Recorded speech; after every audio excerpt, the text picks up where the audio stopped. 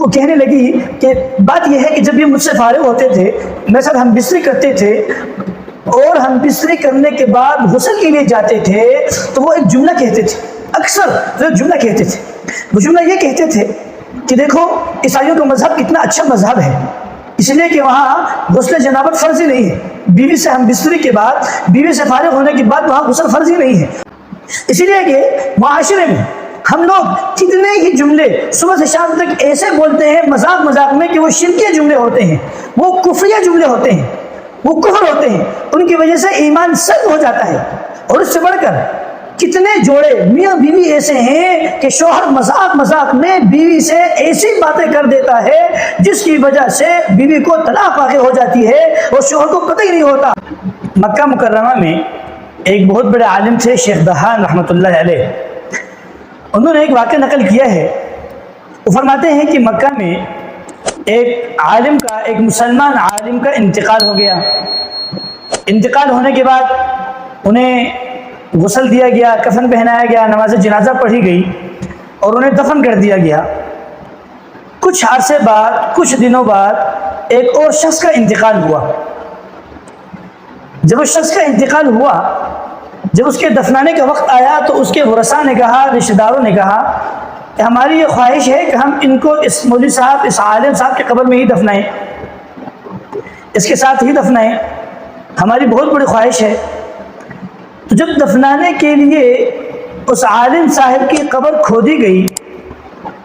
تو سب کی حیرت کی وجہ سے آنکھیں کھلی رہ گئیں کہ قبر میں وہ عالم صاحب ہے ہی نہیں، بلکہ وہاں ایک حسین و جمیل لڑکی کی لاش ہے اس عالم صاحب کی قبر کی جگہ پہ۔ اب سب حیران اور پریشان ہیں کہ خدایا ماجرا کیا ہے، معاملہ کیا ہے، ہوا کیا ہے؟ یہ تو ایک مسلمان کی قبر تھی، اور مسلمان نہیں بلکہ ایک جید مسلمان عالم کی قبر تھی، اور یہاں ایک لڑکی کی لاش پڑی ہے۔ وہ ایسے کہ مجمع میں ایک شخص تھا،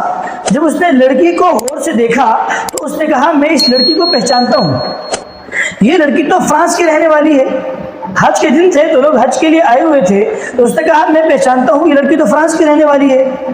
اور اسے میں نے پڑھایا ہے، یہ ہے عیسائی، لیکن یہ میرے پاس اردو سیکھنے کے لیے آتی تھی، اسے اردو کا شوق تھا، اسے میں نے پڑھایا ہے، اردو کی کتابیں پڑھائی ہیں، اور اردو کی کتابیں پڑھاتے پڑھاتے میں نے اسے کچھ اسلامی کتابیں بھی پڑھائی، جس کی وجہ سے اس کے دل میں اسلام کا، ایمان کا جذبہ پیدا ہوا، اور یہ لڑکی مسلمان ہو گئی۔ میں تو اسے جانتا ہوں، یہ فرانس کی رہنے والی ہے۔ لوگوں نے کہا کہ یہ بات تو معلوم ہو گئی کہ یہ لڑکی مسلمان تھی، حج کرنے آئی ہوگی، جو ہے یہاں پہنچ گئی، لیکن سوال یہ ہے کہ وہ عالم صاحب وہ کہاں چلے گئے؟ تو اس آدمی سے یہ کہا کہ جب آپ اپنا فریضہ حج ادا کر لیں، اپنا حج پورا کر لیں، ادا کر لیں، اور واپسی ہو فرانس کی طرف، تو آپ جا کر لازمی ایک دفعہ یہ کر لینا کہ اس لڑکی کی قبر کھود کر وہاں دیکھنا کہ اس لڑکی کی لاش وہاں ہے یا نہیں ہے، یا وہاں اس عالم کی لاش ہے کہ نہیں، اور ساتھ میں 2-3 لوگ اور بھی ساتھ بھیج دیے جو اس مولوی صاحب کو، اس عالم صاحب کو جانتے تھے، چہرہ شناس تھے۔ جب اس شخص کی واپسی ہوئی تو اس نے جا کر اس لڑکی کی والدہ سے سارا واقعہ سنایا کہ اس طرح ہوا ہے، ہم نے مکہ میں ایک آدمی کو دفنانا چاہا تو ہم نے دیکھا کہ عالم صاحب کی قبر میں آپ کی بیٹی پڑی ہوئی تھی، اور عالم صاحب اس قبر سے لاپتہ تھے۔ تو وہ بڑے حیران ہوئے، بالآخر اس بات کی اجازت دے دی گئی کہ اس لڑکی کی قبر کھودی جائے۔ جب قبر کو کھودا تو دیکھا کہ قبر میں لڑکی کی لاش نہیں ہے، اور لڑکی کی لاش کے بجائے اس قبر میں وہ عالم صاحب، وہ مولوی صاحب پڑے ہوئے ہیں۔ اب تو حیرت کی وجہ سے لوگوں کی آنکھیں کھلی رہ گئیں، اور اطلاع مکہ مکرمہ پہنچی کہ عالم صاحب کی لاش، وہ جید عالم تھے، مسلمان تھے، ان کی لاش یہاں کے بجائے وہاں فرانس میں قبر میں پڑی ہوئی ہے۔ اب لوگ حیران کہ ہوا کیا ہے، سبب کیا بنا ہے، کیا وجہ بنی ہے کہ اللہ تعالیٰ نے اس عذاب میں مبتلا کیا ہے، کچھ سمجھ میں نہ آئے۔ افواہیں پھیل گئی، بات مشہور ہو گئی، تو لوگوں نے کہا کہ گھر والوں سے پوچھنا چاہیے کہ یہ مولوی صاحب یا عالم صاحب کون سا عمل ایسا کرتے تھے جس کی وجہ سے اللہ تعالیٰ نے اس سزا میں مبتلا کیا ہے۔ گھر والے بہتر بتا سکتے ہیں، اس لیے کہ گھر والے ہر بات سے واقف ہوتے ہیں۔ تو لوگوں نے کہا کہ یہ بات تو ٹھیک ہے، گھر والوں سے پوچھنا چاہیے۔ جب گھر والے ان کے گھر کے پاس گئے لوگ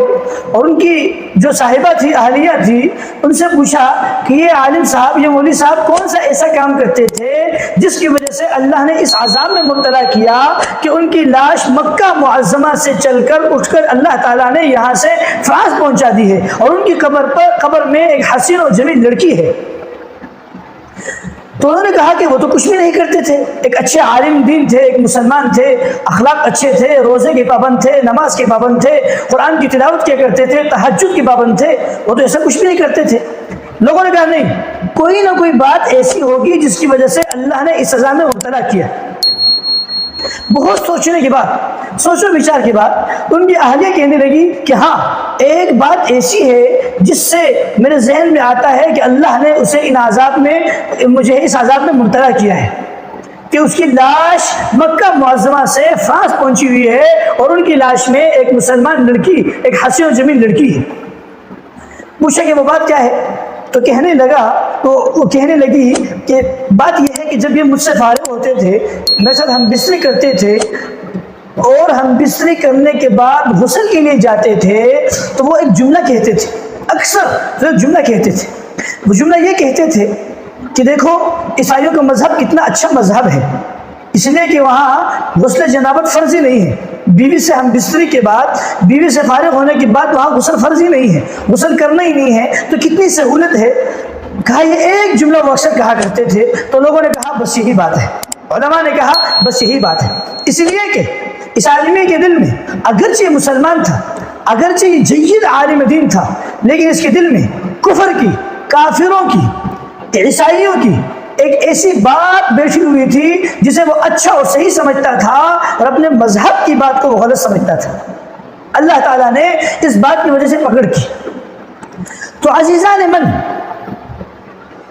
آج وہ کہتے ہیں نا کہ سب سے پہلے سوچو، پھر سمجھو، پھر اس کو تولو، پھر اس کو بولو، 4 مرحلے ہیں۔ لیکن ہم لوگ اتنے بے دھڑک اور بے جھجک ہو گئے ہیں کہ جو ذہن میں آئے ہم منہ سے بول دیتے ہیں۔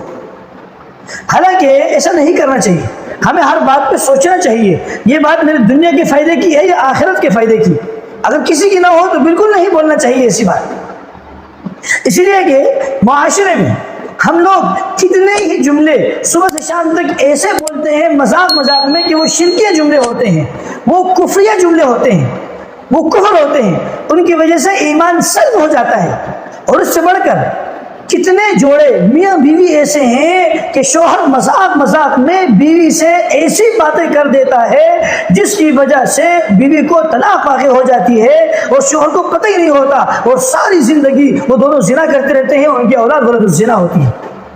کتنی مثالیں ایسی ہیں، کتنی باتیں ایسی ہیں، کتنے واقعات ایسے ہیں جو سامنے آتے ہیں کہ شوہر نے ہنستے ہنستے بیوی سے کوئی ایسا جملہ کہہ دیا جس سے طلاق واقع ہو جاتی ہے۔ کتنے جملے ایسے ہیں کہ کسی نے ہنستے ہنستے ایسا جملہ کہہ دیا کہ اس کی وجہ سے ایمان ختم ہو گیا، وہ کفریہ جملہ ہے، وہ شرکیہ جملہ ہے، ساری زندگی مسلمان بن کے جی رہا ہے، اپنے آپ کو مسلمان سمجھ رہا ہے، لیکن وہ مسلمان رہے ہی نہیں۔ اسی لیے ہم جب بھی گفتگو کریں، گفتگو کا آغاز کریں، اپنی بات شروع کریں، ہمیں چاہیے ہم پہلے سوچیں، اس کو سمجھیں کہ میں بول کیا رہا ہوں، اسے تولیں، یہ وقت ہے بولنے کا کہ نہیں، اس میں میرے دنیا کا فائدہ ہے یا آخرت کا فائدہ ہے، اس کے بعد وہ جملہ بولیں۔ تو ایک عالم ہے، مسلمان عالم ہے، جید عالم ہے، مضبوط عالم ہے، اللہ نے اس چھوٹی سی بات کی وجہ سے اس کی لاش یہاں سے فرانس پہنچا دی ہے۔ ابھی ضروری نہیں ہے کہ ہر آدمی کی لاش یہاں سے اٹھ کے کہیں اور چلی جائے گی، لیکن اللہ کسی ایک کو عبرت کا نشانہ بناتے ہیں، کسی ایک کو سبق کا نشانہ بناتے ہیں۔ اللہ تعالیٰ ہمیں جو کچھ سنا ہے اور جو کچھ ہم صبح سے شام تک بولتے ہیں، اعمال کرتے ہیں، اللہ تعالیٰ ہماری ساری زندگی رسول اللہ صلی اللہ علیہ وسلم کی سنت کے مطابق ہمیں گزارنے کی توفیق نصیب فرما دے۔